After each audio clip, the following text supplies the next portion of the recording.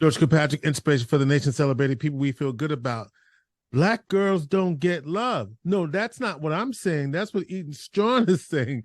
She's the author of Black Girls Don't Get Love. They're turning it into a documentary film. And Eden, I'm so glad to meet you and hear your story. Tell me about your background and why you decided that this project needed your voice. Thank you for the introduction, George. That is so kind of you. So, Black Girls Don't Get Love, it's a book inspired by a lot of my personal experiences growing up in spaces where I didn't feel beautiful because my skin was a little bit darker or my hair wasn't straight, as my hair is currently straight. But I wanted to make a commentary on um the Black girl coming of age experience. I feel like that's really overlooked. And in my studies of the coming of age genre, Black females are grossly underrepresented. And so I wanted to be that voice as a journalist, as a filmmaker, as a producer, as an author and entrepreneur. I wanted to give Black girls their coming of age moment and provide my voice, but not only my voice, but a platform for other girls of color to be able to contribute to this narrative of why we deserve to be celebrated and acknowledged in society. So Black Girls Don't Get Love, it's a jarring title, but it's really a call to action to look at the ways Black women and girls are treated in society and challenge others to treat them. Yeah, what has been the reaction to that title? Because when I think about it, I'm like, well, why would she name it something that is counterintuitive to what you really want people to take away from it? I really want to know the answer to that. Sure. Well, I think you have to catch people's attention and you kind of have to do it in a way that is loud and it's calling their attention to an issue. And then when they get to consume our media, we have a book and we're currently working to turn it into a film. But when you kind of read our story and the work that we're doing in the community, such as the Black Girls Don't Get Love Prom, which was a formal event designed to celebrate and honor girls of color in the central New York area. We had thousands of dollars of sponsorships, raffles, 360-degree photo booth, private concert, catered meal, all just to celebrate girls of color. So when you look at the content that we produce and the experiences that we provide, people are like, oh, this is actually to celebrate girls. But to get people's attention, we kind of have to challenge them. So that's the reason for the title.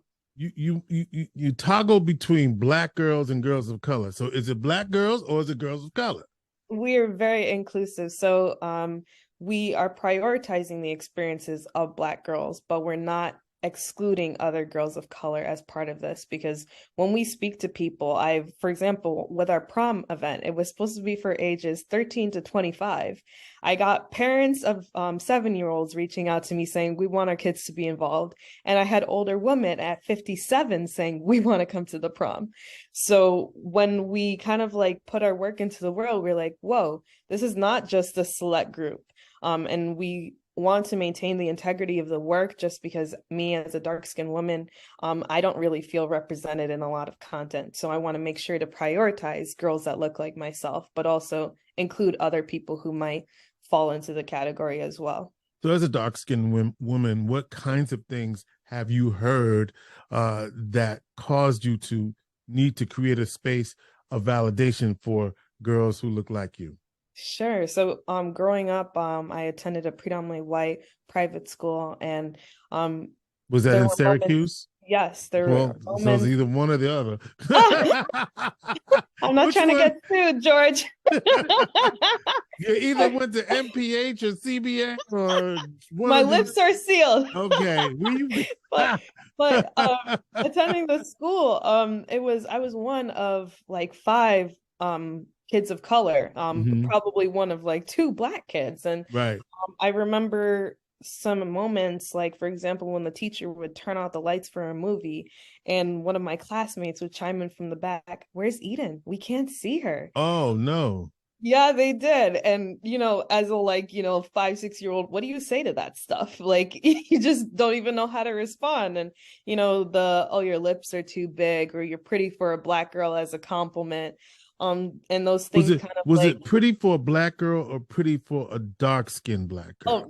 Oh, No, just for a Black girl. Just for a Black girl. We weren't we Well, weren't making those distinctions. Right. You just Yeah, Black. Oh, you pretty because you exactly. right. And so those are the things that kind of like, destroyed my self-esteem, and I didn't really kind of realize it.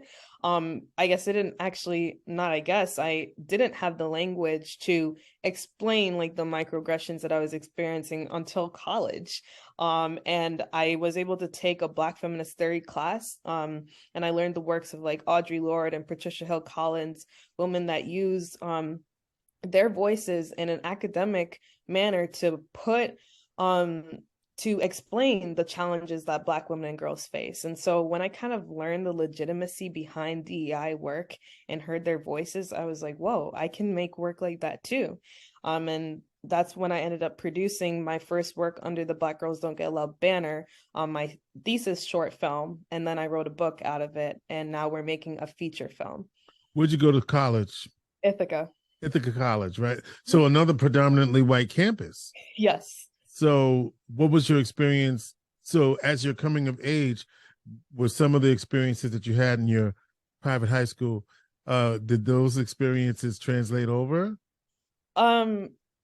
Not so much, because at least for me, I experienced Ithaca to be a very welcoming place where Right. I The was college and community. Yeah, a lot of resources. I was awarded a full scholarship going to the college, and that was a blessing just because I got a network. I got like this built-in community already coming into the school. And then the classes that I took, I was a history minor, so I was learning about things related to what we're talking about. And I just really felt like it was a space where I could, be challenged intellectually, but also where it was safe to like explore race and culture in an academic way.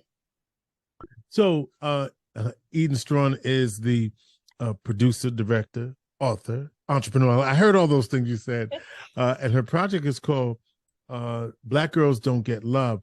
And so how long has that been going on here in the Syracuse community, and how did you recruit the girls to be a part of it? And what, you said that it was a catchy title, so you wanted people to understand and know about it. But I'm sure that getting the first person in the door was not that easy. Sure. Well, we've been working, our debut event was the Black Girls Don't Get Love prom. It was in July 2022. And leading up to that, I have to thank my sponsor, Deborah McClendon from PGR Foundation. And she was the person that was the first to say, there's funding out there to support the work that you're doing. There are people out there that will provide in-kind sponsorships and donations. And so I basically worked with Deborah from April to July to kind of learn the resources in the Syracuse community. And when it was all said and done, we had $8,000 of sponsorship for this event. We had free prom dresses. We had people giving, just small things like we actually had two events leading up to it. We had a reading of the Black Girls Don't Get Love book, which was open to the public. And then also girls who attended that could get their prom dresses. And then we had another event at Becca's Closet where we were able to also, have a free shopping experience to get dresses and stuff. So. And the PGR Foundation stands for Poised, Gifted, and Ready. And so tell me about the book, and what are some of the themes that emerge in the book, and your connection to all of this? Sure. So the book centers the experience of Zoe. She's a high school student who has dark skin and nappy hair, and she's trying to navigate her school experience similar to me growing up, where she feels out of place because she doesn't really look like her peers, but she doesn't want to be in the space where she's only focusing on the microaggressions and the things that are bad. There's her mom, who is a Black woman, and she's trying to teach her about her culture, teach her about figures like Audre Lorde and Patricia Hill Collins, women that successfully navigated these spaces. And so Zoe's kind of having her coming of age moment as she kind of learns to channel her experiences in her diary and use poetry as a vehicle for self-expression and to compel people to understand her experience, but in an artistic way. So she She deals with, trying to straighten her hair. She wants to lighten her skin. She goes through these moments where she says, yeah, my classmates called me ugly in the hallway today. And, what we get to go through this experience with her and see her speak truth to power in the end of the book, where she at a talent show performs the Black Girls Don't Get Love poem. And that's where she speaks to all the people that have, harmed her in these verbal ways, but she realizes this poem wasn't for them, it was for her. So that was really cool. It's really cool. Well, that just sounds wonderful. So I'm really excited for your project. What's the next steps for you in this journey? So right now we are working to raise 1.5 million to produce the Black Girls Don't Get Love feature film. We are looking for both corporate sponsors and investors in the project.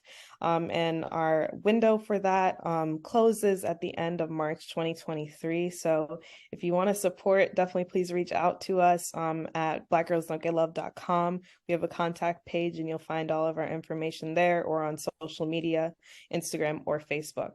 Love you thinking big. $1.5 million.